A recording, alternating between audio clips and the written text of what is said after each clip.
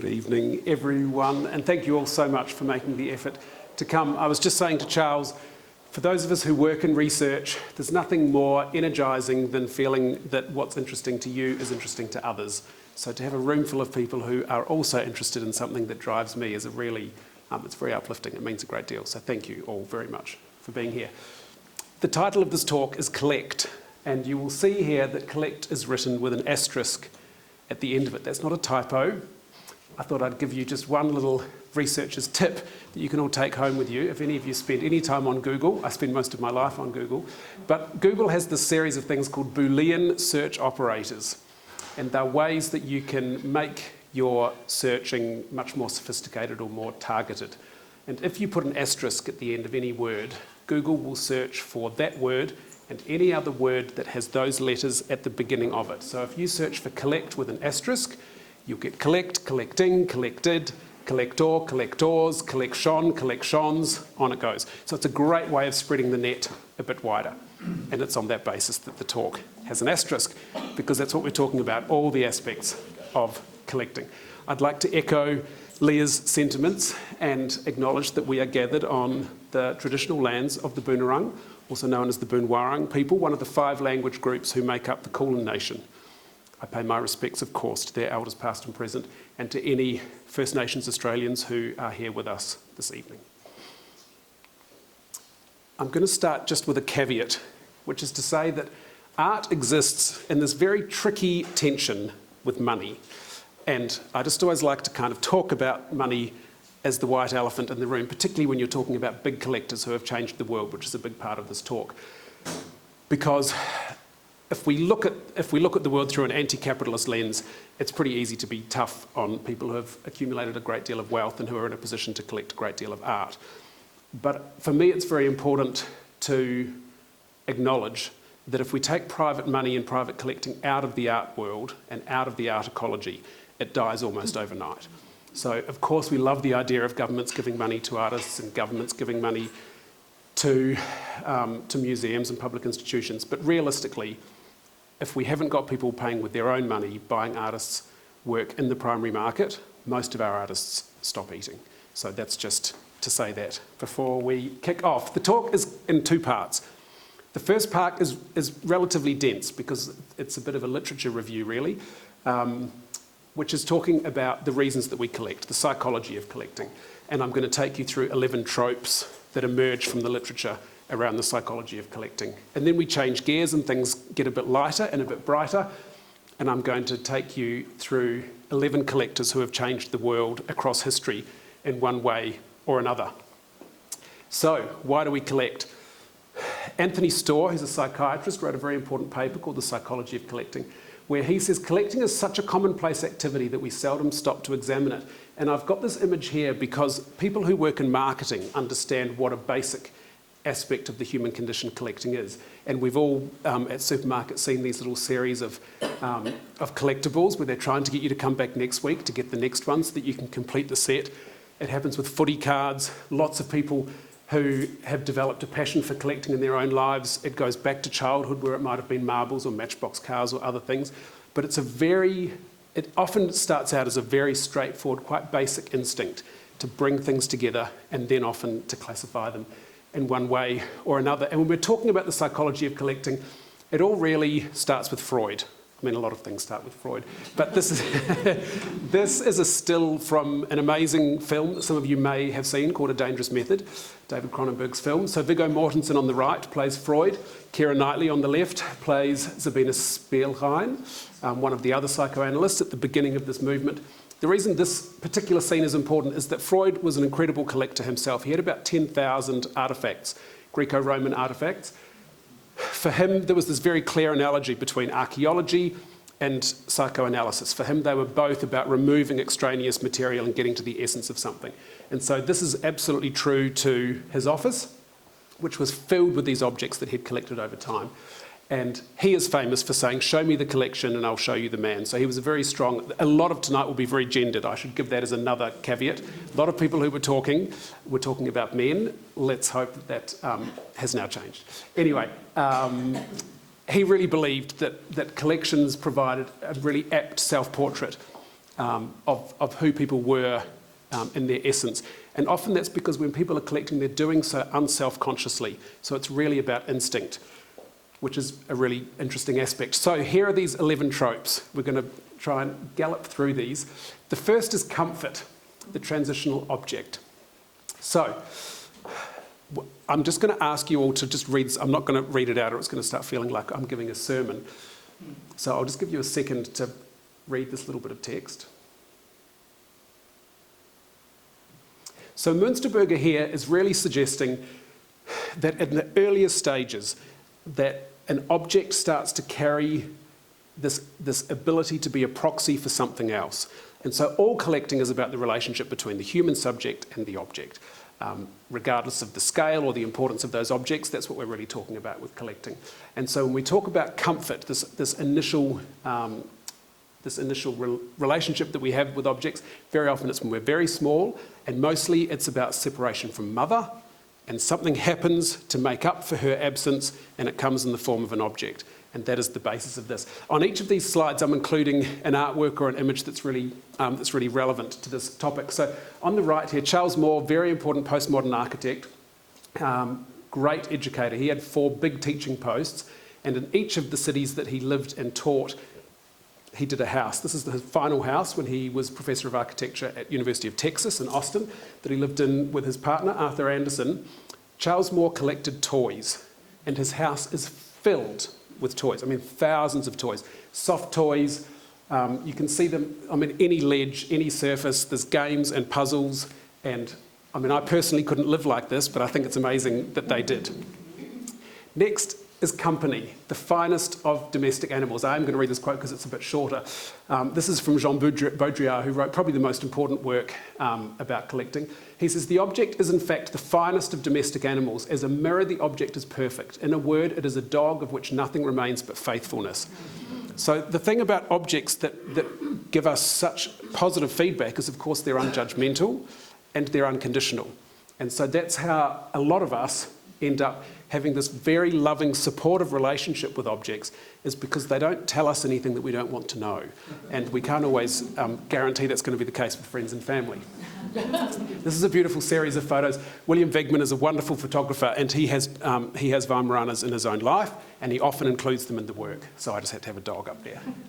Memory. This is a pretty obvious one. The Tears of Things. The Tears of Things is the name of a beautiful book. If anyone's interested in this, it's a lovely book to read. Peter Schwenger is the author. The full title is The Tears of Things, Melancholy and the Physical Object, and he talks about the power that objects have to restore memory for us. And when we think about souvenirs or mementos, those objects do really a lot for us. This is a beautiful quote from a lovely book called The Physical Past, where Marius Quint is talking about these 3 things that objects do. So 1 is about giving us a picture of the past, 2 is about actually helping us to remember, and 3 is about providing some kind of a living archive. And the idea of the archive becomes very important for a lot of collections. This work on the right is from a very important Indian artist, Subodh Gupta, who has lived in the UK, worked in the UK for a very long time, and he has this melancholy for his upbringing in India, where always he would be sent off to school with his lunch in these tiffins. A lot of you will know tiffins. They're the default way that many Indian people transport food. And he makes these huge, often room-scale sculptures made out of these tiffins that are stacked up. They're really beautiful. And for him, it's all about memory and connection to his past. Next is knowledge, curiosity and understanding. Collecting leads to classifying, and the ability to classify accurately is the beginning of knowledge. The urge to make order out of chaos, to comprehend, to predict, and finally to master what had previously seemed beyond control. So something that's common across all fields of collecting, whether it's art or stamps or cars or anything, is that over time people develop incredible knowledge about what they're collecting.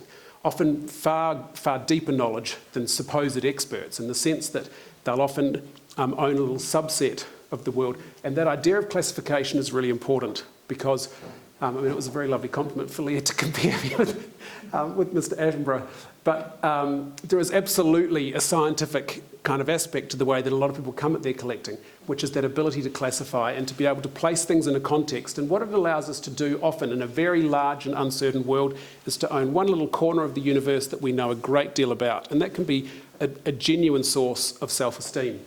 This image is relevant because Howard Rachofsky is a wonderful collector who's based in Dallas in Texas. He has the largest collection of Gutai painting outside of Japan. So Gutai is a subset of abstract expressionism that took off in the 60s. Shiraga is probably the best known of those. And if you speak to Howard about Gutai, I think it's possible he knows more about Gutai than most Japanese because he's become totally obsessed with it. And he's constantly searching for new works, and he's got this absolutely amazing holding of them. And that came about because he became interested in it. He's an American. He couldn't afford the really serious abstract expressionism that was made in his country, so he started looking elsewhere. So he found some really interesting abstract expressionism that was happening in Japan and in Italy, both post-war. And now he's got this amazing collection of works that he knows a great deal about. Next is order. Seriality is a quest for control. The way that people collect has a lot to do with what drives them, and stamp collecting is a really good example of people who are drawn to collecting because of this idea of completing a series. So Anthony Storr says here, like all psychological phenomena which we habitually take for granted, the drive toward completeness is hard to explain. This is absolutely the same notion that we were talking about with that image from Coles, with the little collectibles that you get one a week.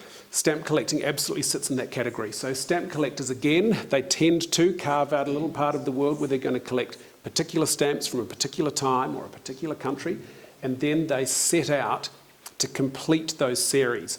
And the chasing, that sense of kind of drive that comes from the search, is extremely energising. And of course, the sense of fulfilment when you've completed the set gives you a huge boost to your self-esteem. The opposite of seriality is cathexis. This is about the unique object, and this is very much where art collecting sits.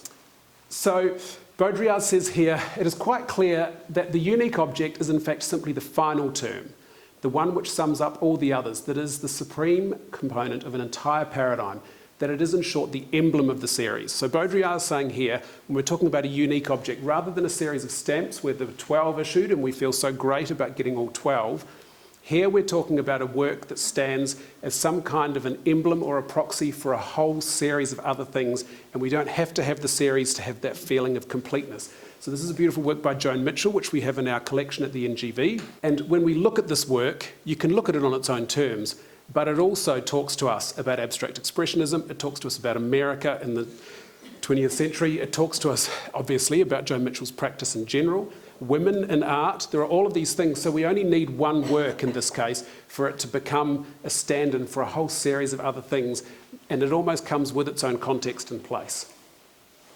Next, we've got kudos, collecting as social agent.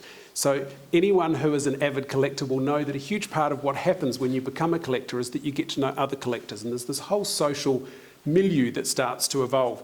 And whether it's car boot sales or stamp conventions or art fairs, all collecting very often has some kind of a social scene.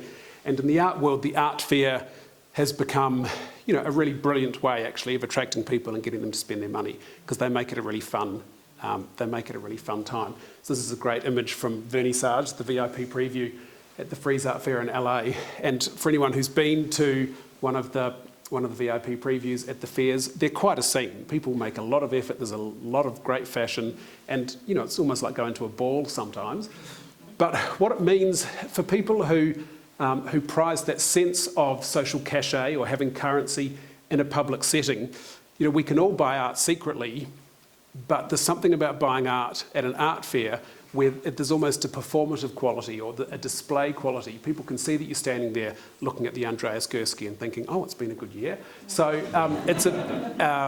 it's just a very interesting, different aspect about why some people might get involved with collecting. Certainly, it's easy to judge that and say maybe that's the darker side of collecting, but lots of people do things to be popular. I think it's a pretty genuine human urge.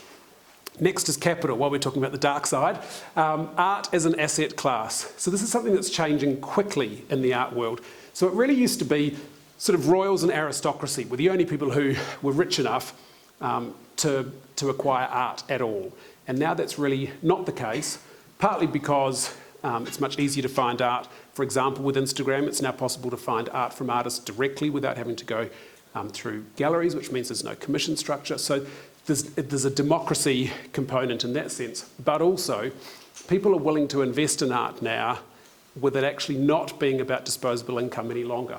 And I've included this image here of Damien Hirst because he's one of the artists who has been the most shameless about really engaging with art as an asset. So this is an amazing project that he completed last year, that some of you may know about, called The Currency, where he created, or his studio created 10,000 works. They were all original, 10,000 of these dot paintings.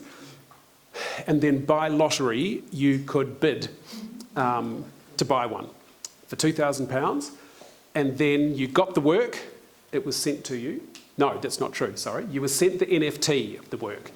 And so you could have it on a screen or you could just hold it on file. And at the end of the year, that work matured, if you want to use that term from finance, and you had to make a decision about whether you would have them send you the actual work, in which case you had to forfeit the NFT, or whether you would keep the NFT and they would burn the work. And what's amazing about this as an experiment is that of the 10,000 works created, almost exactly 5,000 and 5,000 is where it landed, which is fascinating. So it just shows people are interesting, you know, with blockchain and NFTs, and there are so many things now that are happening. Obviously, the rise of AI in art. The way that art is created and sold is changing quickly. And this statistic on the left here, every year UBS, the Swiss bank, sponsors an art market report that Claire McAndrew writes. She's a really brilliant economist who's a specialist in the art world. So she says 35% of millennial collectors have more than 30% of their wealth held in art. 10% more than their Generation X peers and more than double the level of boomers. So what we're seeing is that people are actually collecting younger than they ever used to, and they're absolutely willing to put money into art as some kind of a hedge in the hope that it might go up. Then we get something that's a bit deeper, which is this idea of identity. So that's about the relationship between the object and the self. So Anthony Storr again says collecting has many motives, some of which are far from admirable, but collectors who eschew ostentation and accumulation for its own sake and simply seek out what they love are engaged in a process of self-discovery and self-affirmation that is characteristically human and should not be dismissed as trivial. And I think anyone who's really passionate about collecting, whatever it is that they collect, there is something really genuine about their own journey that they go on. I'm sure Charles and Leah could speak to this a lot with their collecting. You learn a lot about yourself when you're faced with a work, or you walk into a gallery show, you love one thing, you hate another, you could maybe live with that. Then you've got all the relationships, all of the differences within the relationship. So Leah loves something, Charles can't believe that she does, he thinks it's hideous. There's all of that stuff going on, and actually in the process you are learning about yourself. It's a really fascinating thing. Often when we, going right back to that early quote about objects being like a mirror, often it's when we're looking outside of ourselves at something that someone else has created that we actually gain some insight about ourselves and what drives us. This is a beautiful work that I just thought to have you up there was kind of perfect. Jung Lee is a mid-career artist from South Korea. She's a photographer and she makes these exquisite works in the landscape, always with text. And I'm good friends with her gallerist actually, and he's been on set with her, and he said what's really interesting is that the works always have this beautiful silence and calm about them, but actually when you're on set it's really noisy because she has to run a generator to have the neon going. So it looks like she's added that text in post-production, but that's a documentary photograph of a neon set in the landscape. Beautiful work. Then is this idea of meaning, collecting as ideology. This is a big long quote from Baudrillard, which we won't go into, but what he's really saying here is that with the decline of religion and the disassembly, is that even a word? The falling apart of some kind of a singular worldview, people are starting to look to objects and ways of collecting to make sense of the world to themselves. You can start to assemble a collection that's in line with your values and in a way that asserts in your own private world what's important to you and what reflects your own belief set. And I've got this image here of Jesus Christ because it seemed relevant. Many of you will know the story of this work. This is Salvator Mundi, Saviour of the World. which currently holds the record for the most expensive work of art ever sold at auction, $450 million in 2016. And what's really amazing about it is no one can quite decide if it's really a Da Vinci or not. So when the Louvre had their very, very important show of Da Vinci works, they didn't include this work, and it hasn't been seen since. So, you know, if I'd spent $450 million, I think I'd want to know for sure. Finally, is this idea of legacy, buying time. Back to Baudrillard again. He says, what man gets from objects is not a guarantee of life after death, but the possibility from the present moment onwards of continually experiencing the unfolding of his existence in a controlled cyclical mode, symbolically transcending a real existence, the irreversibility of whose progression he is powerless to affect. So what we're really saying there is that objects live longer than we do. And it's something that, you know, we can think of it in a smaller way in the sense of an inheritance, that someone who we love might have something of ours and that starts to operate in their lives as some kind of an emblem or a proxy of us and our existence. And then obviously at the more grandiose scale, we're talking about really significant collections that go on to change the world, and we'll be hearing about some of those. Hopefully this video works. This is an extraordinary work. John Jarrod is an Irish artist who the works look like video, but they're actually animation. He's a genius. So he actually creates, he models whatever it is that's in the work. He models. This work is called endling, and endling is a biological term for the last example of a species before it's extinct. And this, she's called Martha. She lived at the Cincinnati Zoo. Martha after Martha Washington, the first lady. And Martha was the very last American passenger pigeon. In their heyday, there were 10 billion passenger pigeons, and unbelievably, they have died out, and she was the last. And so he has modelled her. So she's kept frozen in the archive at the zoo, and he had access to her, so he's modelled her completely. And let's hope this works.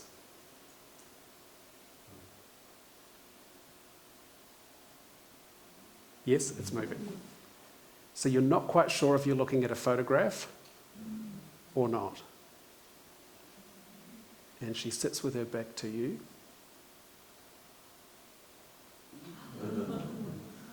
It's the most gorgeous work. So that's legacy, buying time, trying to make ourselves last longer than we do. So there are our 11 tropes, the reasons that all of us might be drawn to collecting and motivated to continue. And now I'm going to take you through a series of collectors who across history have indulged their passion for collecting and have done so in a way that, that has really made the world a better place. We start with Henry Tate.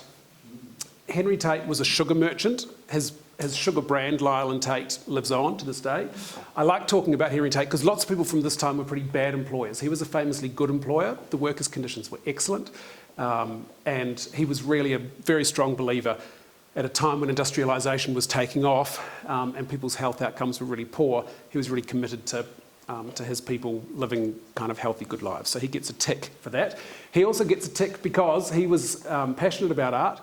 In his lifetime, he collected 65 works of contemporary art. We have to remember that all work was contemporary at the point that it was created, all made by or produced by living British artists.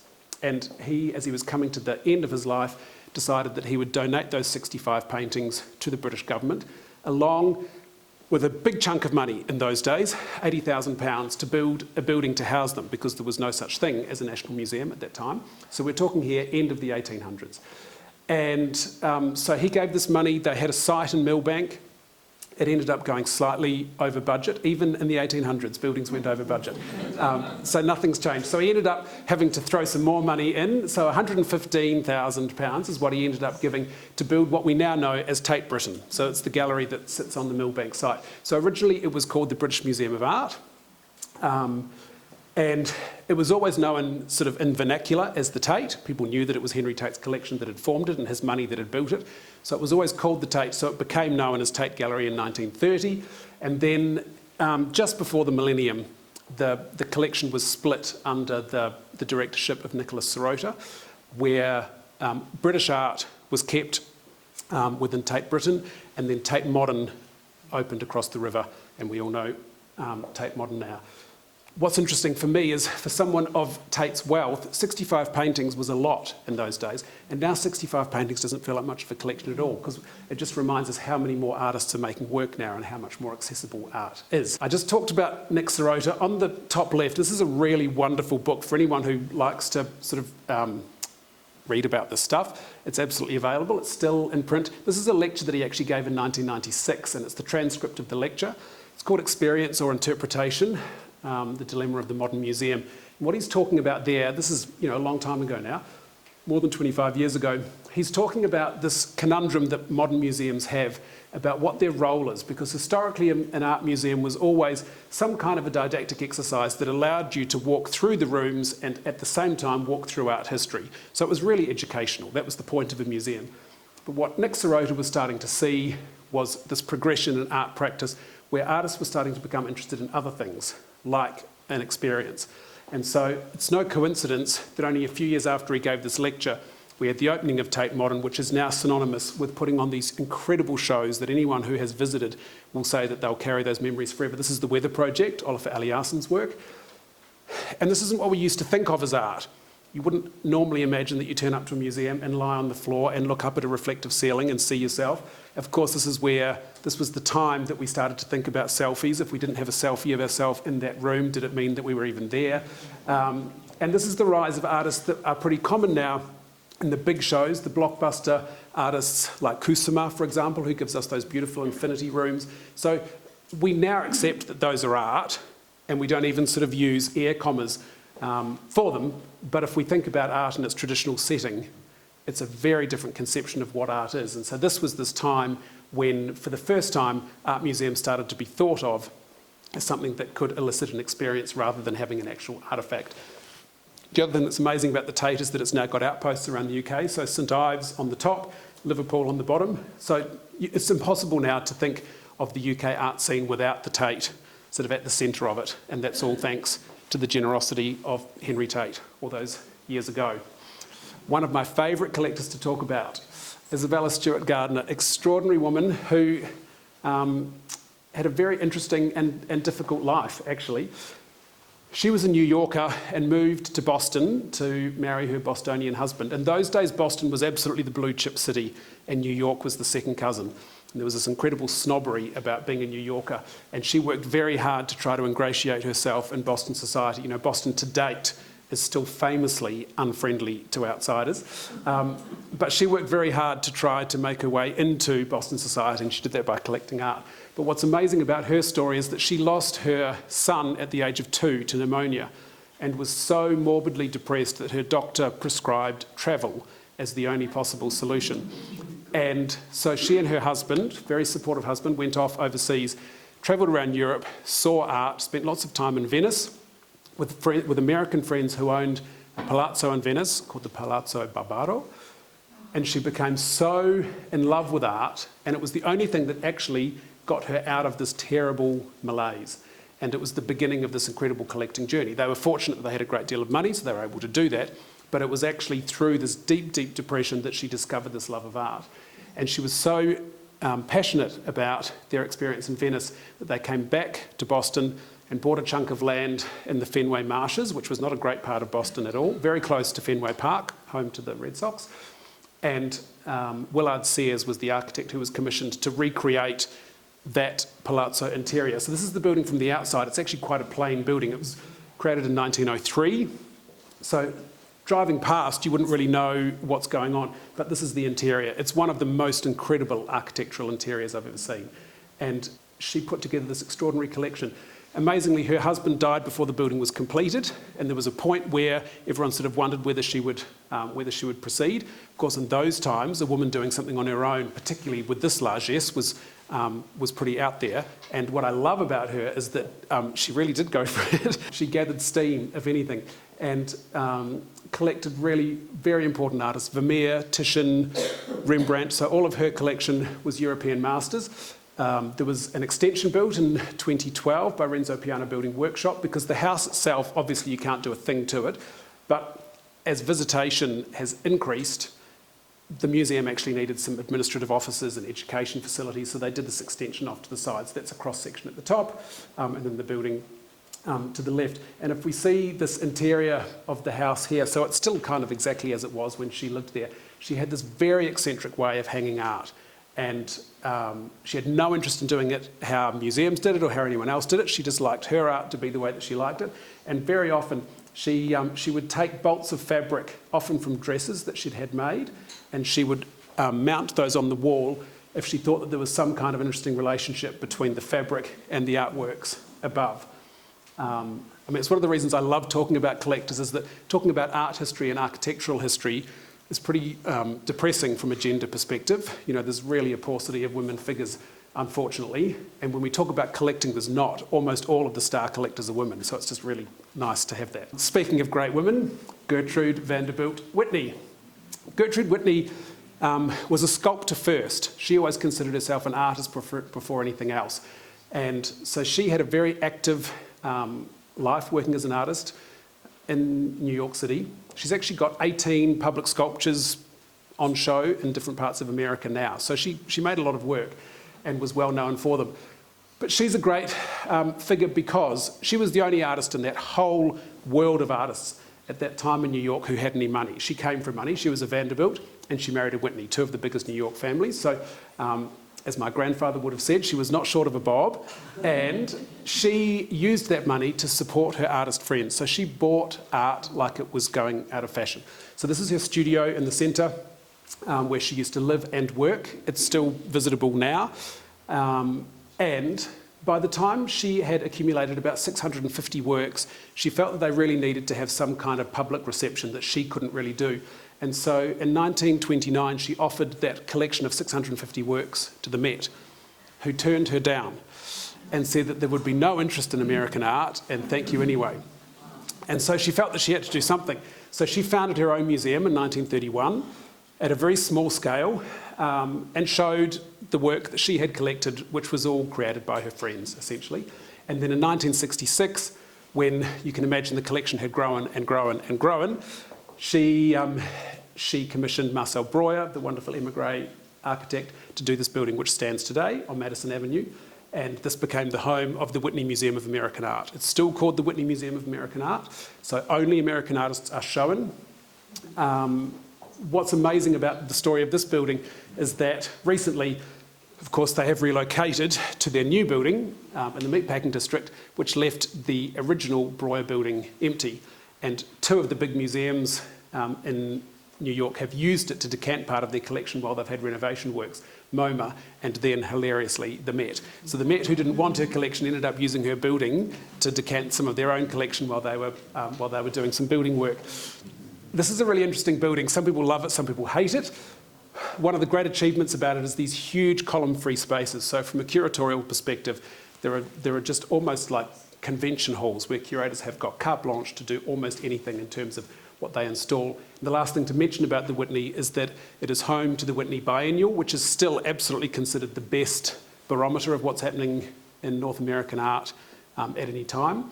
So that started in 1932, it was the first of its kind, and it lives on to this day, which is just yet another achievement of Gertrude Whitney. Another great woman, Peggy Guggenheim. This photo of her on the left, I mean, you could not be more glamorous if you tried. Peggy Guggenheim is in fact the niece of Solomon Guggenheim. Often she's mistaken as his daughter. She is in fact the daughter of Benjamin Guggenheim, who died in the Titanic. And I'm just going to, if you'll indulge me, just give you a very quick funny story. Every now and then I give these talks on cruise ships. And I told that story on a cruise ship, and the cruise director happened to be in the room and afterwards came up to me and said, "Jarrod, we would prefer it if you didn't use the T word on board." So now I know you can't use the T word when you're on a ship. Anyway, so her dad died in the Titanic. What she's best known for, obviously, is the collection, which still lives in her palazzo in Venice. But for me, what Peggy Guggenheim actually gave us through her support is abstract expressionism, because she was the only supporter of that art form when it was happening. So she was wealthy, but not fabulously wealthy, but she was able to support artists. She had 2 galleries in her time, so she was actually representing artists and trying to help them to find a market of their own. But without Peggy Guggenheim, it's possible that we wouldn't have Pollock or de Kooning or Max Ernst, whom she married, or Lee Krasner, Jackson Pollock's wife, because she was such a believer that this was the art of tomorrow. And in fact, her gallery in New York was called Art of the Century. So she was such a truly modern-spirited person. She wasn't concerned at all that this art bore no resemblance to the art that we had seen previously. She was only excited by that. And so she collected a lot of it, and of course, that meant that those artists could keep practicing, keep making their work, and imagine the world now without abstract expressionism. So she's an amazing figure. Then one of my favourite stories, Herb and Dorothy Vogel. Some of you will know the story. It's about as heartwarming as a story gets. Herb and Dorothy, they each worked for one employer only in their lifetimes. Herb was a sorting clerk for the US Postal Service. He worked the graveyard shift for his entire working life. And Dorothy was a trained librarian. She had a Master's of Library Science and worked at the Brooklyn Public Library. They were unable to have children. They lived in a rent-controlled apartment on the Upper West Side, and they figured out that they could live off her salary and use his salary to buy art. And there's this incredible archival footage, which you will see if you look at the film, Herb and Dorothy, of them running around Soho like mad people, because they could not get enough of the art that was being made at the time. They couldn't afford to buy art in the primary market. They couldn't afford to go to galleries because the commission structure was prohibitive for them. They formed very close friendships with all of the artists who were practicing at that time. Their particular interest was minimalism and conceptual art, which no one else was collecting because everyone thought it was ridiculous. And so they started to acquire art. It had to be light enough that they could carry because they couldn't afford shipping, and it had to be small enough that it could fit in both a cab and the elevator for it to get into their apartment. So their work is almost all small, but Donald Judd on the left, Frank Stella on the right. And what is just completely impossible to believe, really, is that in 1992, so 20 years before Herb died, Dorothy's still with us, but 20 years even before he died, they decided to give their entire collection away because they wanted it to be shared with the public. So they approached the National Gallery in Washington, DC, and they gave their entire collection of 4,782 works. It's the most extraordinary story. So this photo at the top here is one of the curators from the National Gallery in their apartment, starting to go through things. I don't know how you start to go through 4,700 works. Anyway, the gallery took the whole collection, and then in 2006, when Herb and Dorothy were both still alive, it was agreed that actually the gallery wasn't able to show enough of the collection because there were just so many works. And so they assembled a team of curators who parcelled the collection up into a series of 50 works that just made sense as its own little standalone mini collection. And now there are 50 of their works in each of 50 museums across the states of America. And I just think it's one of the best stories ever. So if you're interested in their story, there are a couple of films that you can find. This is the second, which is about the actual gift of the 50 by 50 campaign story. At the other end of the spectrum, we've got the Broads. Eli Broad has the honour, I guess you could call it, of being the only person who has ever formed 3 Fortune 500 companies. So he's been extremely successful in business. And he and his wife Edith were passionate collectors. I say were because we lost him a couple of years ago. His influence is very interesting. The Broad is what they're known for. This is a museum that opened in 2015. Extraordinary building by Dillis, Cafidio and Renfro, the New York firm. It's not my kind of a museum in the sense that the interior is so white and so bright. For me, it almost feels like it has a retail quality. It feels like a showroom to me.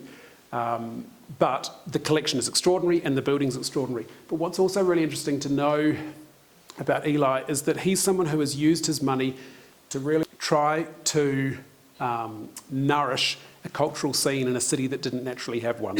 So when we think about LA now as a cultural centre, we've really got Eli Broad to thank for that. There are 2 major public museums in Los Angeles. And on 2 different occasions, he gave a fortune to each of them, $30 million to one in 2003 and $60 million to the other in 2006, on the condition that they didn't merge. So there was a lot of talk about these 2 museums, that LA basically didn't have enough of a cultural scene to support 2 public museums. And the talk was that they were going to merge for financial reasons. So he gave them these huge sums of money on the condition that they remained independent and kept going, because he was such a strong believer that LA could absolutely become a cultural centre. And so when we think about something like the Frieze Art Fair now having an outpost in LA, which even 10 years ago would have been unthinkable, like there were no artists even working in LA, let alone an art scene that could support an art fair of that scale. And it really is thanks to Eli Broad. One of my favourite things about this building, because so much of the collection is not on show, the gallery spaces are actually quite small, and they've got 1,500 works in the collection.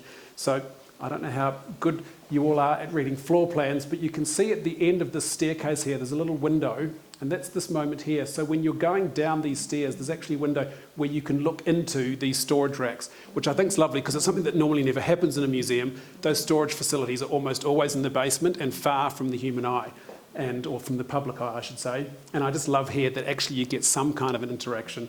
You know, when you see the percentage of the amount of most collections that are on show at any time, it's absolutely tiny. The Louvre, for example, has about 5% of its collection out at any time. So any time that you walk through the Louvre, there's usually about 23,000 works on show, and their collection is about 350,000 works. So it just shows how much of curatorial practice is actually about storage and conservatorship and all of those things. And here I just love it because you get literally a window into the storeroom. Pam and Dick Kramlik, extraordinary couple. Dick is an amazing man. I mean, he has the best comb over in the art world, certainly. But these guys, I'm proud to say that I know them a little bit. Their house is one of my case studies for my PhD, so I've had the chance to speak to them a few times and to meet them. Dick trained as a lawyer and was asked if he could loan some money to a friend who was trying to get a computer company off the ground many years ago, and that friend was Steve Jobs. And so that was this sort of life-changing thing for Dick because he stopped being a lawyer and he was one of the very early venture capitalists. So he founded a company that lives on very successfully to this day called Green Bay Ventures, and he has been there for the beginning of all sorts of things, including Zoom. So he's just always had this real thirst for technology and this belief that the future is a good place, basically. Pam trained as an art historian, and when they started to have enough money that they could start thinking about art, she thought that it was appropriate, seeing they were making their money from technology, that they were investing in art that was about technology. And so they have collected or acquired what is broadly considered to be the greatest collection of media art in private hands.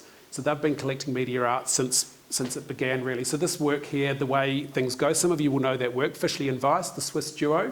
It's this amazing chain reaction work where it starts with, you know, you set fire to a fuse and something goes off and then something falls, and it's sort of like the domino game, but writ large, and the whole thing's filmed in one take. 350 editions were made of that work. They were sold for $200 each on VHS, and they own one of them. And then they started to get more interested. This work on the right is a series of documentary films by the American artist Dara Birnbaum that were about Tiananmen Square. And you can see how hard they had to work to try and get this thing installed in the only tall enough space in their house, which was the stairwell. And they had to accept that it didn't really work very well.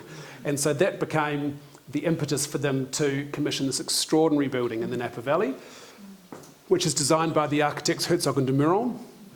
And so it's this amazing pavilion. So this is it behind them. So it's a pavilion which is completely glazed, which is on the top of the hill. And this is a huge hillside which is carved into. So there are these little bites that let some light in.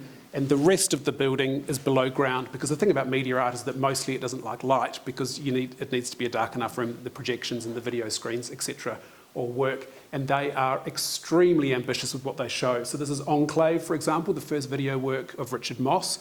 Some of you will know Richard Moss's work. The NGV owns 2 of his films, very proudly.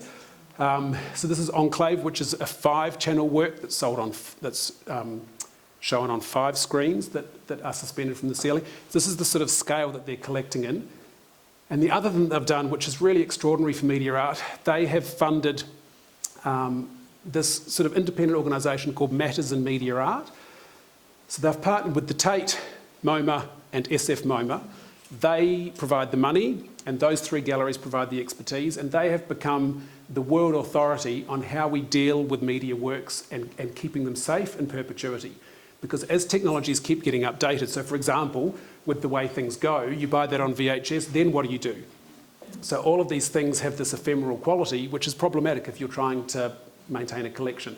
So they have personally funded the most extraordinary body of research about how we keep updating things in the best possible way so that things are saved for perpetuity.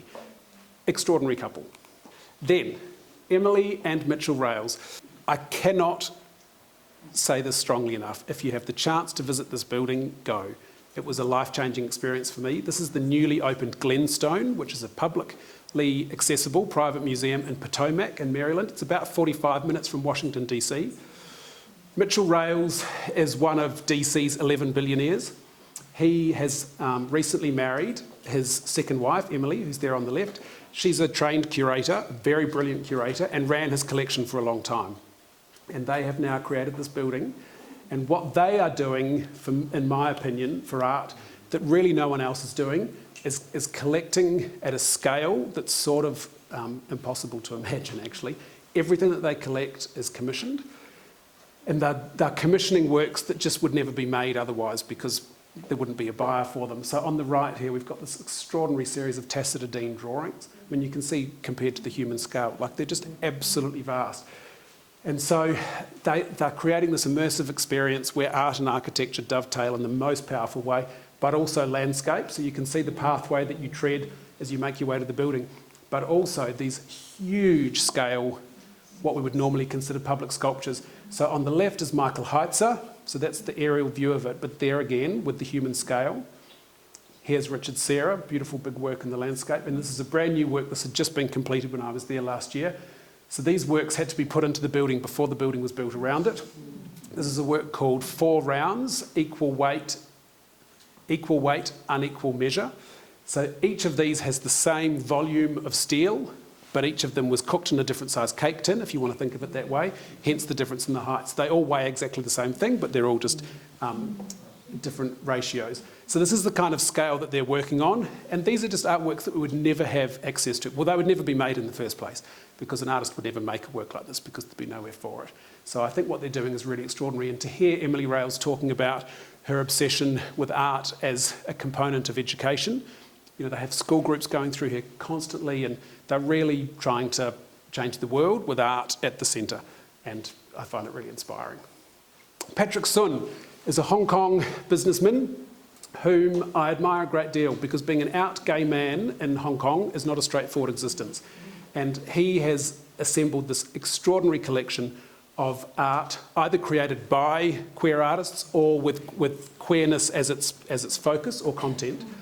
And he is really operating like an activist, where he's put this collection together, and then he is personally funding, in conjunction with museums, these shows, so that there are exhibitions of queer art being shown in Asia, which otherwise just literally would not happen.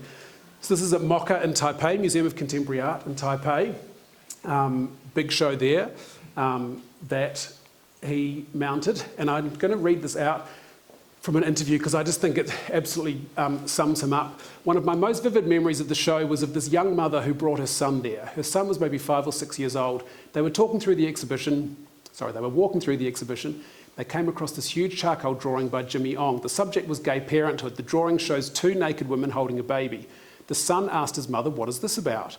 It was a very innocent question, and the mother calmly knelt down and explained to her son that in this world there are men loving men, men loving women, and women loving women. That to me encapsulates what we're trying to do in one single scene. I just think it's an incredible example of a very brave, admittedly wealthy, but very brave man who has chosen to support artists of a particular ilk and to acquire their art and to put it out into the world in a public forum in the hope that it starts to change the dial slightly on how people are thinking about this very important social issue. It's a really extraordinary example. Also moving the dial is Nadia Samdani, who last year was given an MBE for her contribution to art affairs. Nadia and her husband Nareej are based in Dhaka in Bangladesh, which has almost no art scene at all. So Bangladesh and Pakistan both suffer from their proximity to India in the sense that India has a very strong art scene, and those two countries really struggle to compete, at all. There's no public art museums, or there weren't, and there's very little interest historically in the art that's been made in that country. They founded the Dhaka Art summit with their own money in 2012. So they take over the equivalent of the NGV, and it's almost like a biennale where they have invited artists who come and do work. This is Daniel Boyd in the centre, wonderful Australian artist who was invited to make this gorgeous work. And this is Bangladeshi artist on the right here who was included in the show. But what's amazing about the Art Summit is that in February 2020 it had 477,000 visitors. It has the record for the highest visitation daily of any art event in history. So what's amazing about that to me is that it's easy to assume if there's not a cultural scene that it's because there's no appetite, but sometimes the egg has to come before the chicken. And so they've just put it all out there, and it turns out there's a huge appetite for Bangladeshis to see art that's being made in their country and from outside their country, and they are single-handedly creating this dialogue between Bangladesh and the world, which I think is really extraordinary. And very newly, they're creating Bangladesh's first sculpture park and art centre. So it's called Sri Hata. They have commissioned probably Bangladesh's best-known architect, Kasha Chowdhury, and he's making a series of buildings. I mean, this building here on the left, the plan is just extraordinary. So it's this sort of this orthogonal, almost barn at the centre, which will have art in it, and this absolutely amazing crafted brick wall. What I love about seeing these buildings, when you use a local architect rather than a starchitect, of course you're seeing local building practices and local materials, and so for all of us who are going to go there at some point, hopefully in our lives, we'll not only get to visit a very unique place, but also get to engage with such an authentic expression of place, which I think is a really wonderful thing. And finally, we finish with Pam Joyner. Pam Joyner, extraordinary woman, trained in law, was one of 4 African-American women from a class of 800 who graduated from Harvard with an MBA, worked on Wall Street as an investment banker, made a great deal of money, met her husband who was a commercial lawyer who also made a great deal of money, and she decided, having already started to collect some art from what she considered her peers, so art being made by black artists, she realised that there was really no one doing that in America. And she has made it her life work to, well, in her words, it's no less ambitious than an effort to reframe art history. So she has really put her money where her mouth is and supported black artists in America, specifically artists working in abstraction. There's a very interesting history with African-American artists in America working in abstraction. That dial has flipped a little bit recently. There's been a real swing towards identity-based arts. There's a huge surge at the moment in African-American portraiture, for example. But she was one of the first people who was buying artists like Stanley Whitney and Sam Gilliam and Lorna Simpson, people that now are household names, and they're only household names because of Pam Joyner. I love this little line from Ted Lewis in the New York Times where he's talking about this book. This is a beautiful book. It's available, 4 generations. So she's talking about collecting 4 generations of African-American artists. Ted says, the book's most telling photograph is from 1950 when abstract expressionists gathered in New York to discuss their work. Some were famous, Willem de Kooning and Robert Motherwell, but the black painter, Norman Lewis, whose work Ms. Joyner collects, was also there. And then she says, he's literally at the table, but he gets written out of that history. So it's easy for us to think that there just weren't black artists working in that medium or at that level. They actually were, we just didn't know about it. And so Pam Joyner has really made it her life work to bring that to public attention. So it's happening in 3 ways, really. One is publication, so they funded the publication of that book. It's a huge book, it's 526 pages. It's really like a phone book. It's an incredible capture and like a scholarly work with a series of beautiful essays. Then they put exhibitions of their own collection together and pay for them to tour. So this is a work, this is a show from 2016 called Solidary and Solitary. The work actually that's the key image is Norman Lewis. That's the artist that we were just talking about. So that's one of his best known works sitting there in the background. So this is a show that toured America on their dime so that people could start to see these works in a museum setting. And then very recently, they made this incredible gift of 31 works by 20 artists to SF MoMA. Pam Joyner is a trustee of SF MoMA, but so they've given their first 31 works, and she's been asked often whether they would ever do their own building, like would they do a museum of African American art, and she said for her that would be too much of a distraction. She wants to focus solely on collecting. Their plan is to tour exhibitions of their own collection, and when it feels appropriate, to gift tranches of the collection away to public museums so that they can be seen And that's what they're doing at the rate of knots. We're going to finish here with Baudrillard, who says, "For what you really collect is always yourself." And we're done. Thank you very much.